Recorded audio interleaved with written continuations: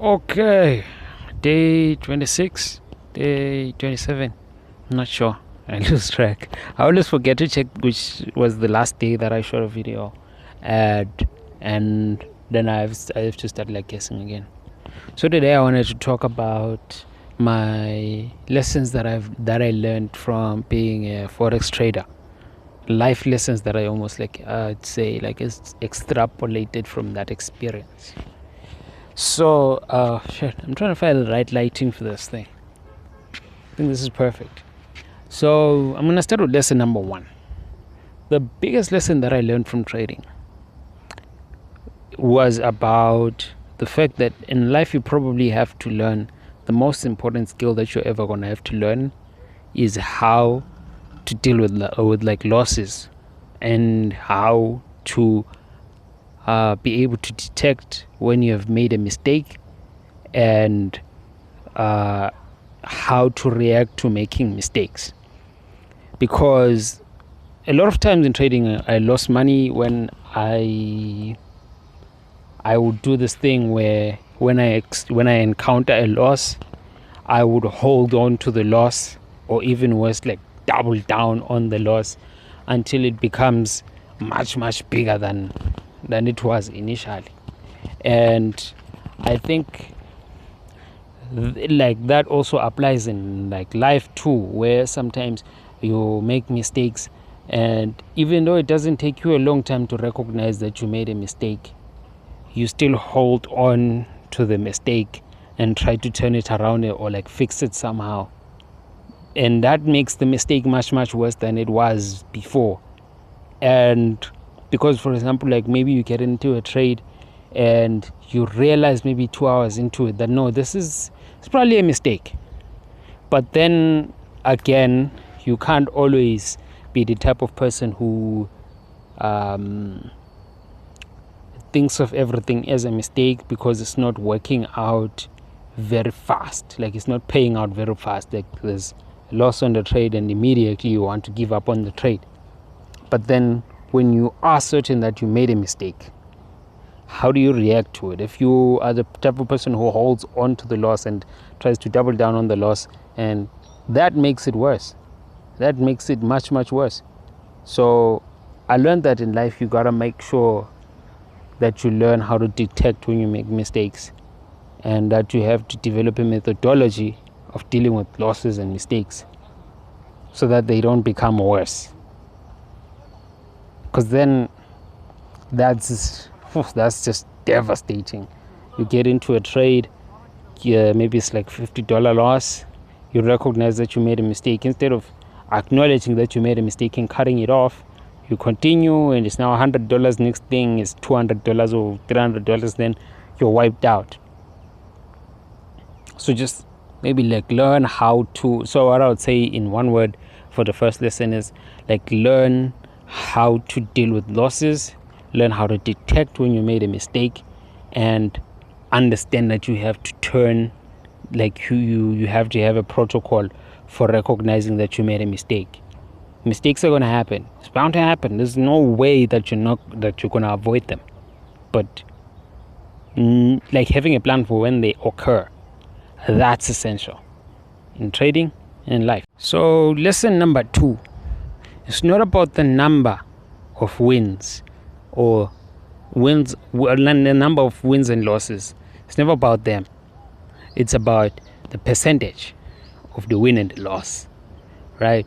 So if me and my friends, we prove this thing mathematically in trading, that if you have a win to lose ratio of anything that's more than 1:2.5, which means that if you lose, you lose 1. If you win, you win 2.5.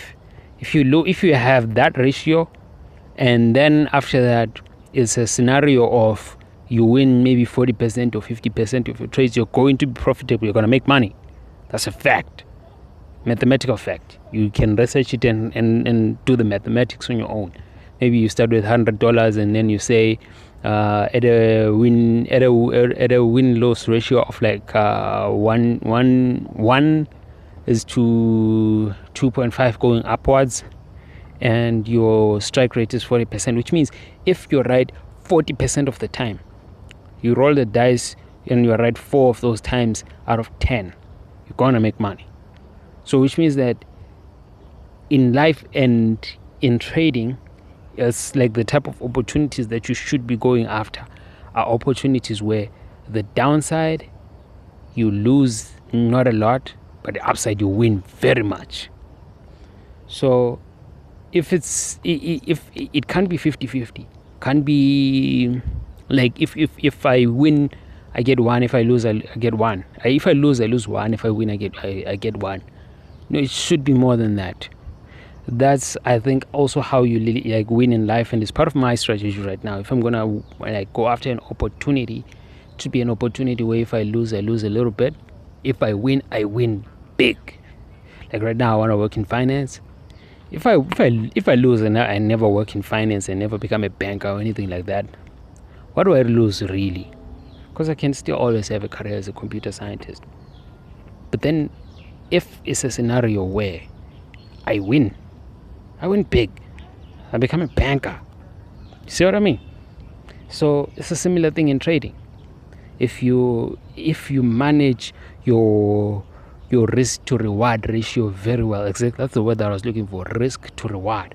If you manage that very well, it doesn't matter how good you are, you can be very mediocre and still win. So that I think you can apply that to life too. I don't plan on becoming the best. I train as if I want to be, but I don't plan on becoming it. Like, it's not the end of the world if I'm not, because I know that I have my risk to reward properly set. So that doesn't worry me. Like, whether the outcome of the game doesn't worry me anymore. It's just the risk to reward, because I figured that part out. So I can sleep like a baby now. So one last one, I'm running out of space on my phone. This one is going to be very, very simple. It's about decision making. What I learned from trading was that the best decisions that you can ever make are the ones that are the ones where you do nothing. Okay, let me explain my point. Right?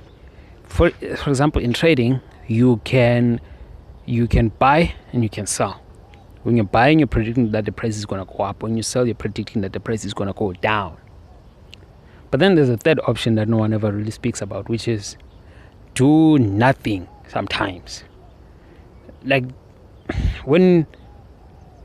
whatever situation that you're faced with in life, for me at least, that's how I approach it now, doesn't match the framework of what I plan to do or plan to achieve or plan to be a part of or plan on becoming, then I do nothing. I don't have to do everything, and I don't have to deal with like every situation that comes comes my way. I also have the option to do nothing, which is something that I had often neglected in my own personal life, where I felt always the need to involve myself in situations and things and be a part of things, just be where the action is. But I'm saying it now, there is a third option. You can buy, you can sell, and you can do nothing. Sometimes that's the best option. Do nothing.